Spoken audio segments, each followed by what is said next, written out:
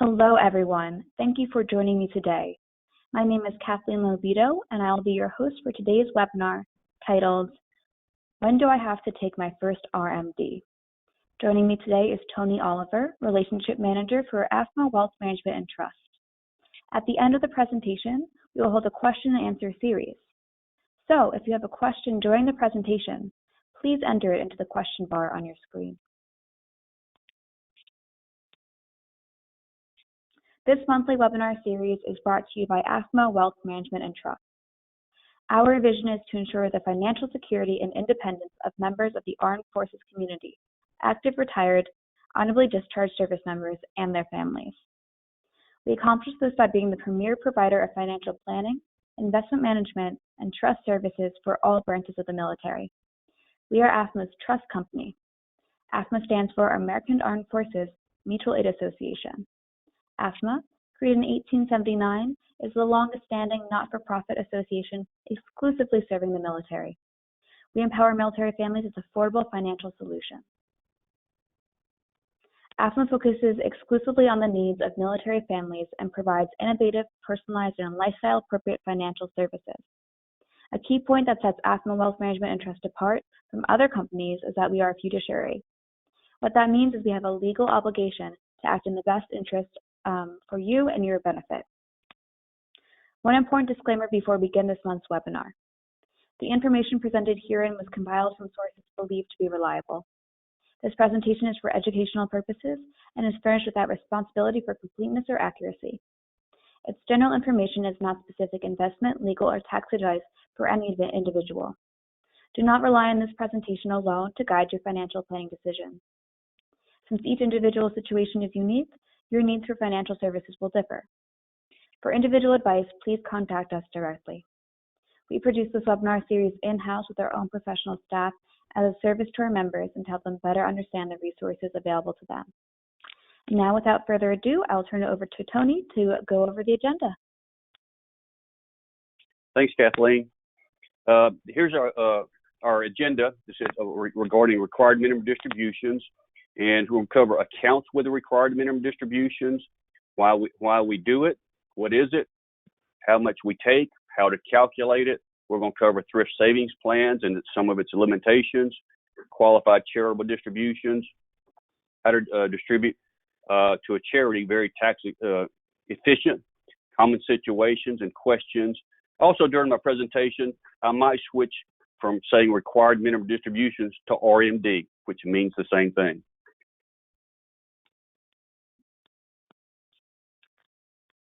Required minimum distributions is something that we all have to do once we turn 70 and a half.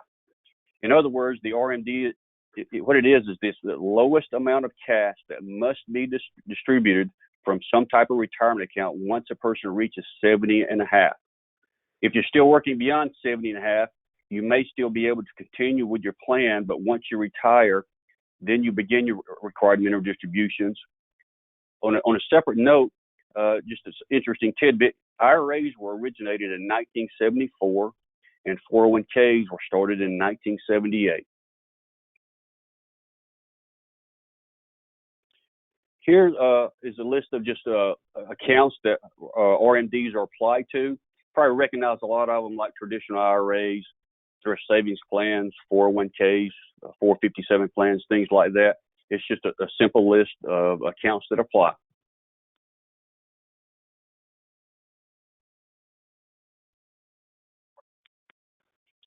Required minimum distributions. You can start taking withdrawals from your retirement plans without a penalty once you reach 59 and a half.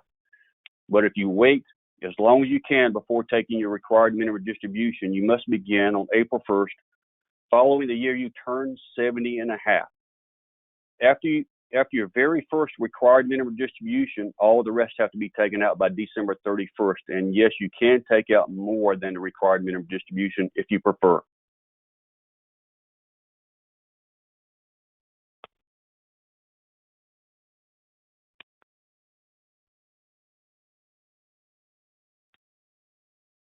If you wait, again, the very first required minimum distribution is the only one that can be delayed.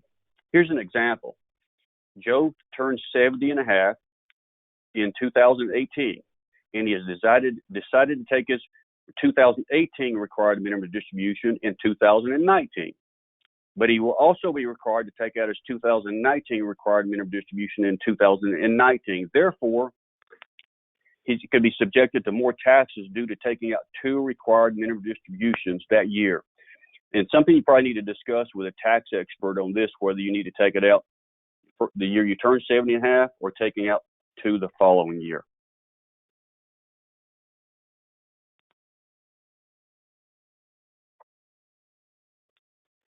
If you don't take your required minimum distribution, there can be a tax penalty, and it can be 50% of the shortfall. Here's another example. If you don't take your required minimum distribution, again, 50% penalty of the shortfall. Example, if your required minimum distribution is $50,000 this year, and you only take $30,000 out, you'd be short by $20,000, and you could owe a penalty of $10,000.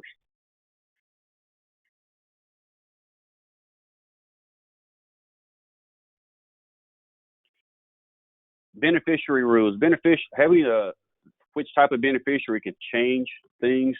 And so here's one scenario: death after required beginning date of 70 and a half.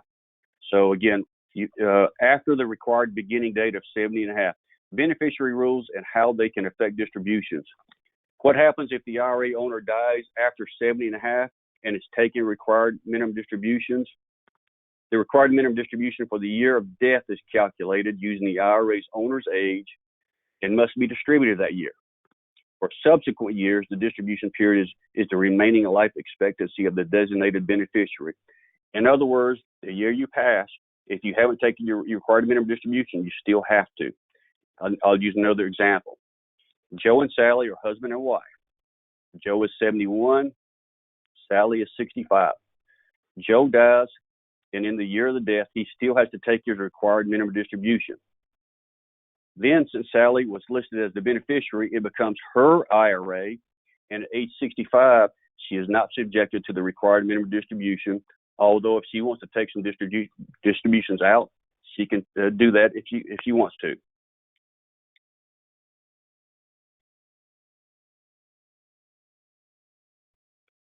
Suppose that owner of an IRA dies before the required beginning date without naming a designated beneficiary. Again, I want to emphasize naming a designated beneficiary. The beneficiaries must be then withdraw from this account under a 5-year rule. And it does not matter how much they take out during the 5-year rule period, as long as the account is depleted by December 31st of the 5th year after the owner's death. Any balance remaining is subject to a 50% penalty. Again, I'll go back to an example. James is single and is 68 years old, and he has not started taking his required minimum distributions out. He has $500,000 in an IRA. He has not started taking his required minimum distributions because he's still under the age of 70 and a half. He has also neglected to designate a beneficiary on his retirement account. James has one son, Michael. James dies, and since he has not signed the beneficiary form, now Michael will have to take out the entire $500,000 within a 5-year period and pay ordinary income tax on the entire amount. And if Michael's employed, he's paying income tax on his income, plus he has to pay ordinary income on the $500,000.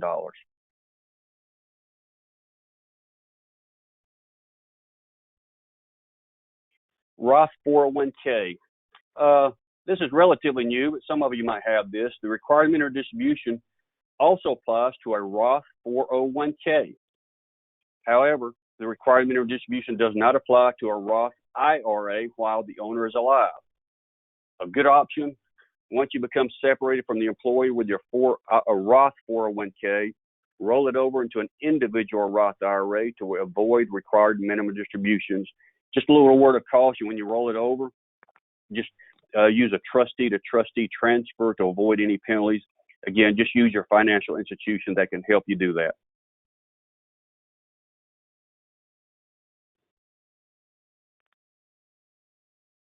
We all know that you have to start taking required minimum distributions from traditional IRAs and inherited traditional IRAs, but you also have to take required minimum distributions from inherited Roth IRAs. I'll repeat that. If you inherit a Roth IRA, you still have to take required minimum distributions. This is part of the plan from the government. They do not want your funds to grow tax-free from generation to generation.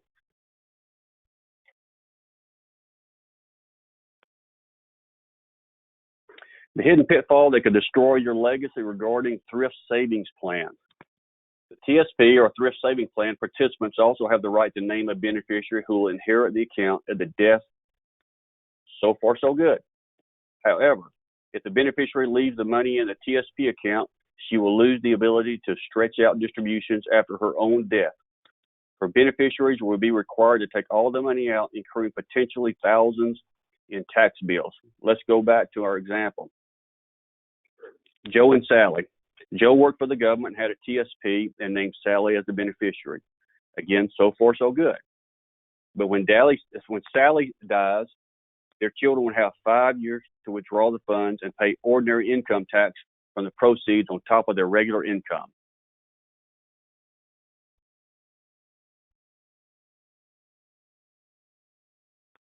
How much do you take out? Once we get to the age of required minimum distributions or RMDs, how much do we determine to take out? The required minimum distribution is determined by dividing the prior year-end December 31st value of your retirement account. And the place you can get that is your December 31st investment statement. And also too, you use a life expectancy, which we'll see on the next page. And we're going to be referring to what's called the IRS Uniform Lifetime Table, which you can Google it and we'll really find it just about anywhere.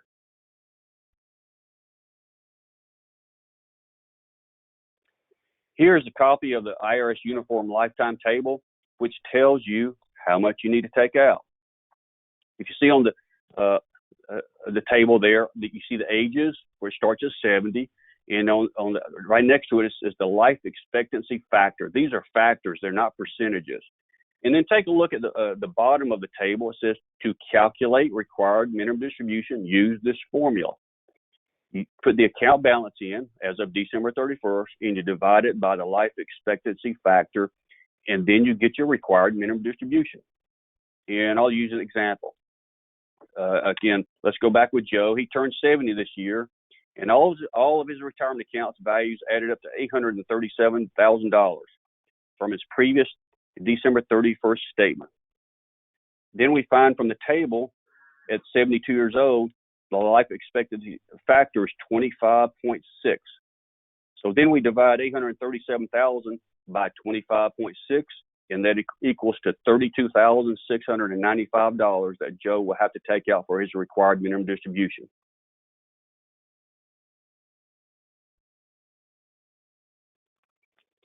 Next, spouses more than 10 years younger. You do use another uniform table because it will be in favor for the joint survivor. It'll make it where you have to take out small required minimum distributions, which makes your investments last longer for your younger spouse.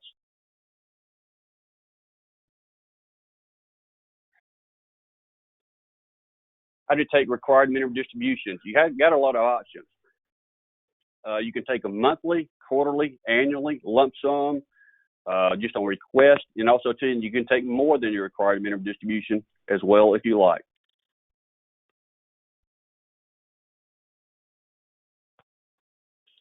This is something maybe some of you haven't heard of. It's called qualified longevity annuity contract. One of the biggest fears people have as they grow older is outliving their money. A qualified longevity annuity contract, or a creation of the IRS to address this issue. The qualified annuity contract is an investment vehicle. It's a fixed annuity that guarantees that the funds in the qualified retirement plan, such as a 401k, 403b, or IRA, can be turned into a lifetime income without violating required minimum distribution rules for those who turn 70 and a half. A qualified annuity contract also allows a spouse or someone else to be a joint annuitant, meaning that both named individuals are covered regardless how long they live, with some conditions. In other words, this is where you can set aside a certain amount into a qualified longevity annuity contract. Therefore, that portion that is in a qualified longevity annuity contract does not count as part of the account balance used to calculate the required minimum distribution. The regulations permit retirees to allocate up to the lesser of $130,000 or 25% of the owner's account balance. That's adjusted by inflation every year. Let's use an example again. You have $400,000 in your IRA and you want to move 25% or $100,000 in a qualified longevity annuity contract. Then your IRA will only have $300,000, therefore reducing your required minimum distribution. Then later in your life, you can annuitize your qualified annuity contract, say at 75 or 80. The annuity then turns on a lifetime of income. It could also again be set up as a joint annuitant.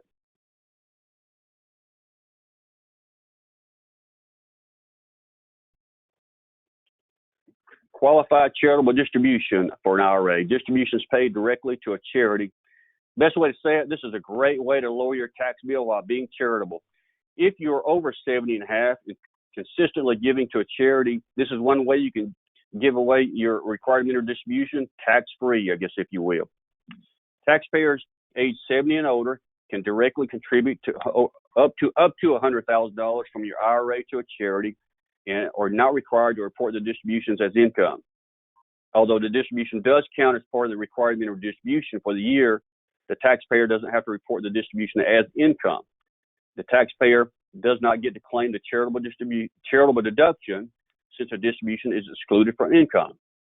Also, it will not negatively impact your Medicare Part B and D premiums. Distributions must come directly from the IRA.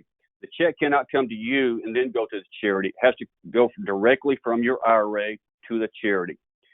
Also, too, it must be a qualified charity, such as a public charity, colleges, churches, and the like. No private foundation, no donor advised funds. One spouse cannot use the other's allotment. Note, make sure you're at least 70 and a half years old. You cannot do this until you're at least 70 and a half years old.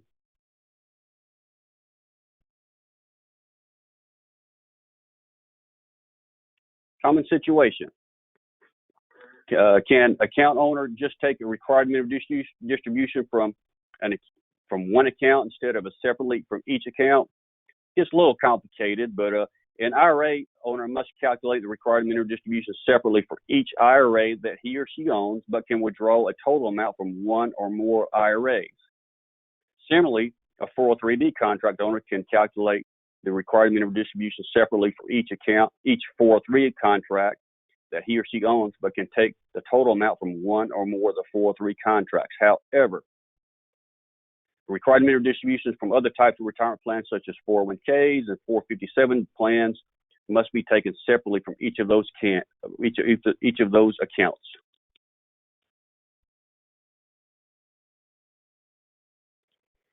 We touched on this earlier, but if you're still working past 70 and a half, some qualified retirement plans allows you to defer required minimum distributions until you retire. Let's say you're still working somewhere, and in that particular plan is qualified where you don't have to take required minimum distributions even though you're over 70 and a half. That's good. Keep in mind, if you still have an IRA outside, you still have to take required minimum distributions from that. But you need to check with your employer, though, to see if that qualifies in that qualified plan where you don't have to take a required minimum distribution. On a side note, if you own 5% or more of the business sponsoring the plan, you cannot defer required minimum distributions.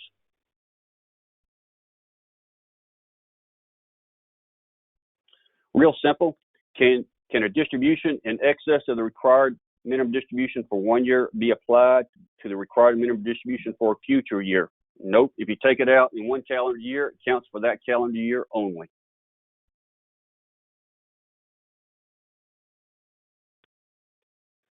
What are the required minimum distribution requirements for a pre-1987 contribution for 403B plans?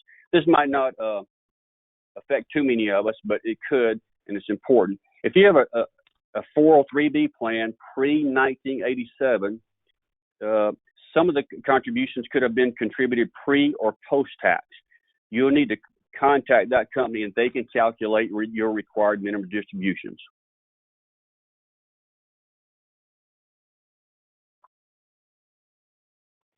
Beneficiary update.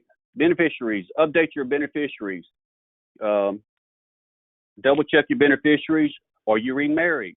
How would you feel if your assets went to your ex? True story happened to me. In my career, I had a couple of visit my office one day. This was a second marriage. The wife's name was Catherine, but went by Kathy. The husband's first wife was also named Kathy. As I reviewed the beneficiary form, I double checked, decided to check the Social Security number.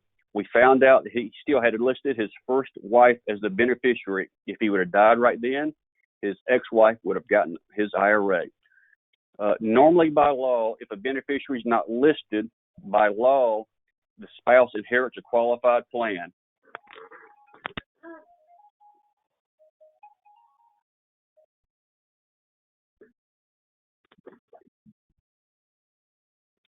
Essential legal documents for incapacity planning. This is something we touch on all the time in our career. Estate planning is often thought of as a process of planning for the transfer of assets to beneficiaries at death. However, a comprehensive estate plan can take into account your wishes for your care when facing cognitive impairment ranging from the normal age-related decline to complete incapacity. Example, 1 in 10 people aged 65 and older has Alzheimer's disease. Have a plan in place and to be ready to take action on that. I encourage you to be proactive, find a good estate planning attorney or tax specialist.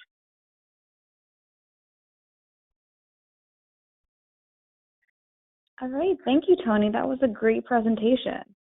Okay. So we had a few questions. Okay, we had a go few ahead. questions come in during the presentation. So how about we address some of those now? To everyone listening, if you continue to think of more questions, feel free to reach out to us at wealthmanagement@afma.com or directly to Tony at toliver@afma.com. But the first question I'm seeing here from a viewer is, are there capital gains taxes when I buy and sell investments inside my IRA? Good question. The quick answer is no. You can buy and sell investments, let's say stocks, buy and sell as much as you want, but the only time you pay a tax on it is when you pull the money out and you pay ordinary income tax only. There are no capital gains or losses inside of a retirement account. Great, thank you. We have another one here that says, I understand from the presentation there is a penalty for not taking a minimum distribution. Can you provide more information on that penalty? Yeah, there's an excise tax that's charged if the required minimum distribution is not made in time. And it can be 50% of the amount that you did not take out. So it's something that you want to pay attention to. And I will tell you, this happens from time to time. A waiver may be available if inadequate distribution was due to the reasonable error and reasonable steps that are being taken to remedy the shortfall. But be proactive in reaching out to the IRS. Great, thank you. All right, we're going to go ahead and break here for now. But again, please don't hesitate to reach out to us for assistance whenever you need it.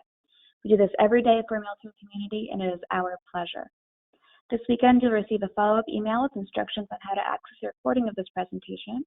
You can always register for future webinars and review past webinars at afma.com/webinars.